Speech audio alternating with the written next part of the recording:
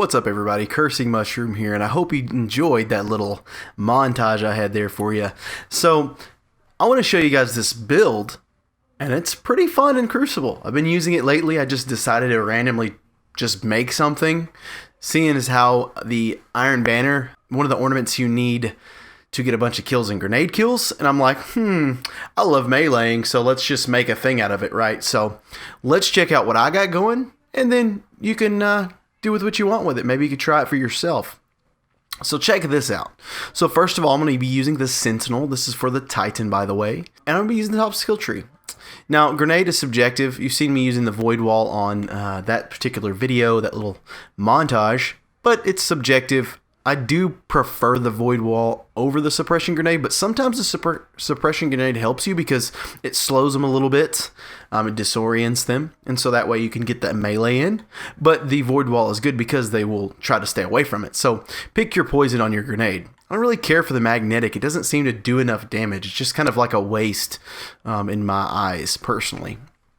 Okay, pick your jump that you prefer. I like strafe lift for control, and of course the towering barricade rallies more for raids. Okay, but the top skill tree, what you're going to get is defensive strike. Kill an enemy with this melee ability to create an overshield around you and nearby allies. So if you get a melee kill with your melee charged, when there are teammates near you, it will give you both an overshield. If they're not around you, it'll just give you an overshield. Also, it does rallying force. Melee kills restore health for you and nearby allies. So that stacks with this. So first it's going to heal you, and then if you just killed the only enemy, then if there's enough time, it will give you that overshield if nobody's attacking you.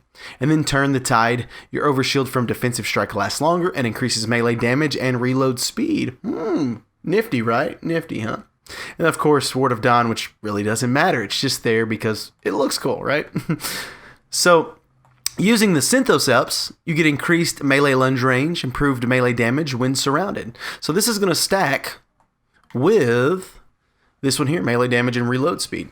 Now you're not going to one-shot them with your melee. That would be nice, wouldn't it? You can effectively get further distance. Now I think there's probably a cap on the melee damage you can do in PvP. I'm assuming because I couldn't like two-shot them. But I did notice that I did win a lot more engagement because of the range. And I feel like the damage is just a little bit more, which is just enough to do what you need it to do. I'm actually using the Crucible gear, all restorative, so that way I can look all snazzy and get that recovery to 9.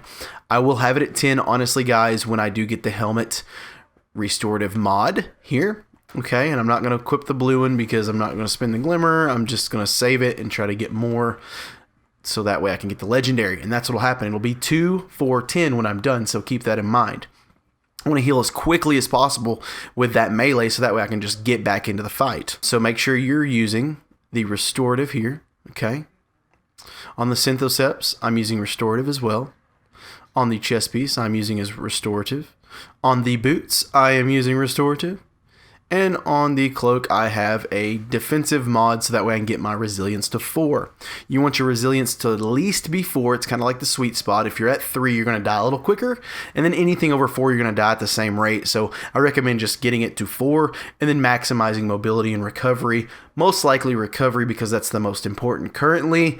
And honestly, I just like to be able to heal quickly. If you've watched any of my other videos, you understand that Mushroom is about recovery regardless of even this game. I mean, honestly, I proc recovery on every game I ever play. It's just how I like to play. I like to get in there, be aggressive, and then if I can evade and heal quickly. And then I enjoy using with this build the Nightshade. It is a pulse rifle. If you don't know about the Nightshade, where have you been? But anyways, I will tell you it has kill clip. It's a 450 RPMs.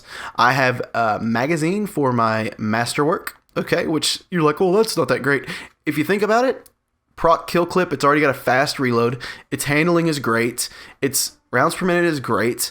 I don't really need handling or reload speed because it gives me another shot, another pulse if you think about it. So that's just another chance of me being able to take out the enemies with that kill clip. And then I personally like using tactical mag over armor piercing so I can get that increased magazine for kill clip and increased stability and reload speed. over that little bit of range. I don't feel like the range is just awful on it.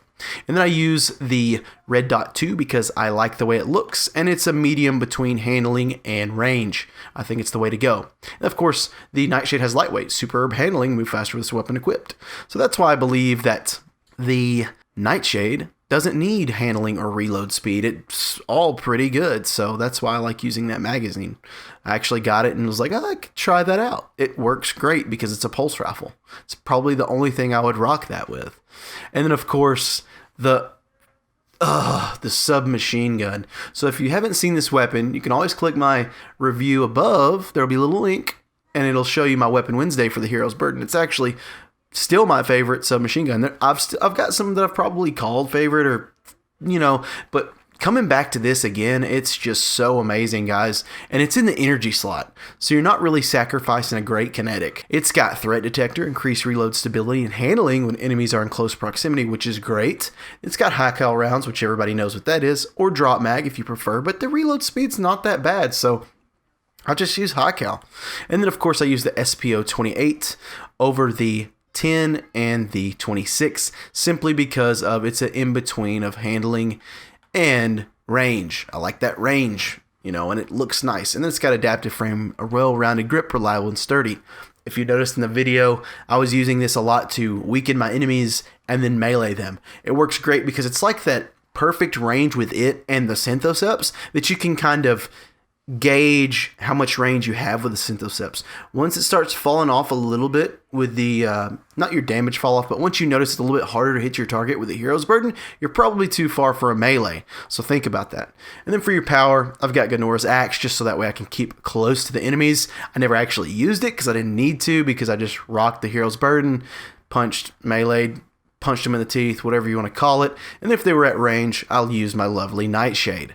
So guys, oh, I love this build. It's so fun to use, and you can actually run around and tank a little bit, which is nice. It's nice to lone gun a little bit. Now, obviously, if it's a stacked 4-person team, what'll happen is you'll melee one of them, and then the other 3 will shoot you down, but you'll get one of them. Now, I do have a clip of me meleeing the whole team, but it's on my PlayStation, and I didn't pick up a card to transfer it with yet, so I didn't record it with my capture card. So I'm actually going to pick up a USB drive in the next couple days. I'm going to get some of my files off my PlayStation so I can share them as well. Nice, right?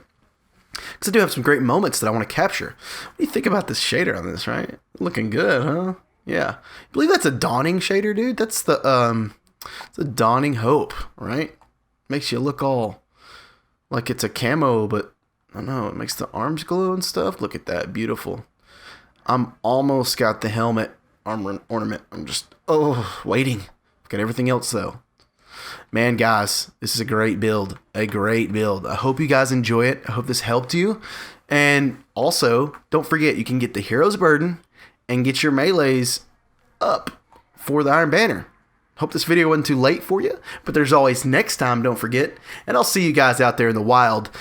If you enjoyed this video, don't forget, give me a thumbs up, and you can always subscribe to the channel with the red bar or in the description or the comments below. I'll always leave links for you guys. With that being said, Guardians, I hope you have a great afternoon, morning, day, or night, wherever you may be. As usual, Cursing Mushroom out. Hey guys, thanks for watching my video. Don't forget, you can subscribe to my channel in the comments or the description down below. Also, hit the little red bar and the bell to be notified.